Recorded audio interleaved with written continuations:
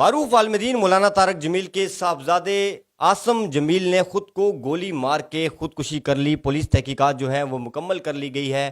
R P او نے اپنا بیان دے دیا ہے جس میں ان کا یہ کہنا ہے کہ طارق جمیل صاحب کے جو صاحبزادے ہیں آصم جمیل، انہوں نے خود کو گولیاں مار کے اپنی خودکشی کر لی ہے۔ ان کے ہمراہ یہ واقعہ کیسے رہنما ہوا، یہ تمام تر تفصیلات جو ہیں پولیس نے انویسٹیگیٹ کر لی ہیں۔ ان کا بیان بھی آ چکا ہے۔ آر پی او صاحب نے اب سے کچھ دیر پہلے نجی ٹی وی چینل کو بیان دیتے ہوئے بتایا کہ یہ واقعہ جو ہے رونما ہوا۔ ان کے ہمراہ ایک ان کا ملازم موجود تھا جس کا نام عمران ہے۔ عمران کے پاس یہ پستول موجود تھا۔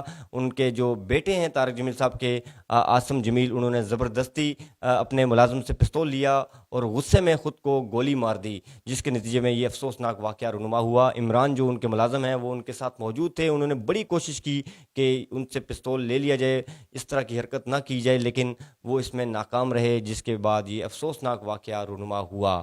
پولیس تحقیقات میں یہ چیز بھی سامنے آئی ہے کہ جو آصم جمیل ہیں وہ اپنی پسند کی شادی کی ہوئی تھی انہوں نے، اور ان کی ڈائیورس ہو چکی تھی، جس کے بعد وہ ذہنی مریض ہو چکے تھے، نفسیاتی مریض ہو چکے تھے، اور ان کا نفسیات کا علاج بھی چل رہا تھا۔ وہ اپنی نفسیاتی جو میڈیسن ہیں وہ بھی کھا رہے تھے، اور وہ نفسیاتی مریض ہونے کے ساتھ ساتھ ان کو غصہ آتا تھا، جس کے بعد انہوں نے یہ حرکت کی۔ یقیناً ایسا ہی ہوتا ہے، جب کوئی نفسیاتی ہو جائے تو وہ پریشر جو ہے اس کا دماغ کام نہیں کرتا، وہ اس طرح کی حرکتیں کرتا رہتا ہے۔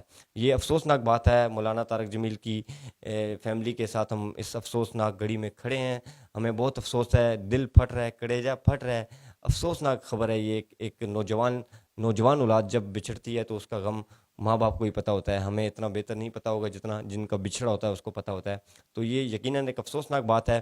لیکن یہاں پر ایک اور چیز جو ہے وہ میں آپ کو بتانا چاہوں گا، وہ میں ضروری سمجھتا ہوں بتانا، کہ مولانا طارق جمیل صاحب کے دو بیٹے ہیں، ایک بیٹا یوسف جمیل اور ایک یہ جن کا یہ افسوسناک واقعہ رونما ہوا آصم جمیل۔ ہمیں ہمیشہ مولانا طارق جمیل کے ہمراہ جو ہے زیادہ تر ایکٹیویٹی میں ان کے جو بڑے بیٹے ہیں یوسف جمیل، وہ ہمیشہ ہمیں دکھائی دیتے ہیں۔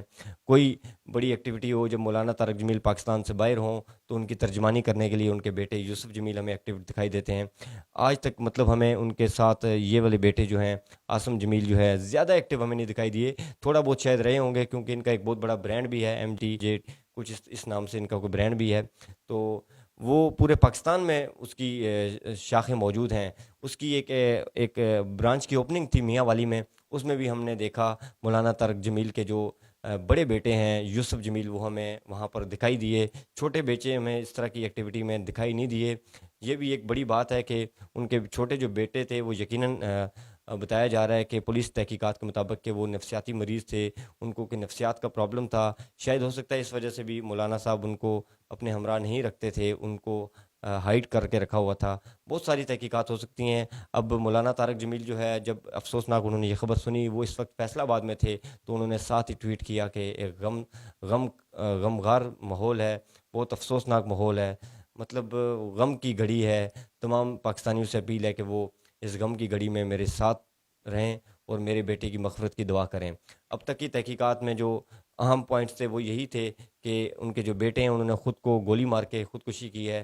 اس غم کی گھڑی میں مولانا طارق جمیل کے ساتھ تمام تر سیاستدان جو ہیں کھڑے ہیں۔ انہوں نے افسوس کا اظہار کیا، ٹویٹس کیے، انہوں نے غم کا اظہار کیا۔ ان کا یہ کہنا تھا یہ ایک افسوسناک واقعہ ہے، دردناک واقعہ ہے، ایک بڑا سانحہ ہے۔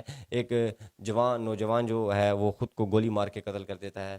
ماں باپ کے لیے دکھ کی گھڑی ہے، اور دکھ کی گھڑی میں تمام تر پاکستانی جو ہیں مولانا طارق جمیل کی فیملی اور ان کے ہمراہ کھڑے ہیں۔